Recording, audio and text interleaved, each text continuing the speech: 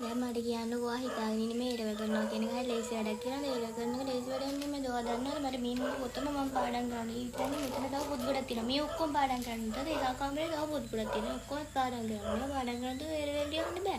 ඔයා මේ හිතයිනේ ඉරව ලියනවා කියන එක හරිය ලේසි වැඩක් කියලා. ඒකට ඔයා මේ මම බලාගෙන ඉන්නේ මෙතෙන්ට ඇවිල්ලා මගේ පෑන් ටිකක් අදලා. ඔයා මෙතන මේ පෑන් අදලා සෙල්ලම් කරන්න මට ඒවට වෙලාවක් නෑ. ඔබට තේරුම් ගන්න. ඔයා මගේ කොණ්ඩෙන් ඇද්දට මගේ පෑන් වලින් ඇද්දට මට ඕවා කරන්න සෙල්ලම් කරන්න වෙලාවක් නෑ. මම පාඩම් කරන්න ඕන. ඔක පොඩ්ඩක් මෙතන තියන්න. කියන දේ තේරුම් ගන්න. පොඩ්ඩක් කියන දේ අහන්න. ඔයා මාව සෙල්ලමට අල්ල ගන්න හැදුවට මට වත් එක සෙල්ලම් කරන්න නෑ මම පාඩම් කරන්න ඕන. ඔයා හිතන් ඉන්නේ මේ එලල් කරනවා කියන එක හරි ලේසි වැඩක් කියලා. සෙල්ලම් කරනවා කියන එක ලේසි වැඩක් නෑ. මම මේ පොත් ටික පාඩම් කරනවා මේ පොතම පාඩම් කරනවා. තව එහා කමරේ තව පොත් ගොඩක් තියෙනවා. මම ඒවත් ඔක්කොම පාඩම් කරන්න ඕනේ. තේරෙනවද? මම මේ අවුරුදු දෙකක සිලබස් එකක් පැය 20 කලින් කවර් කරන්න යන්නේ. මට තේරුම් ගන්න. වඩ ඒක ලියලා දෙන්න බෑනේ බාගෝ මෙතන බලලා හිටියා කියලා.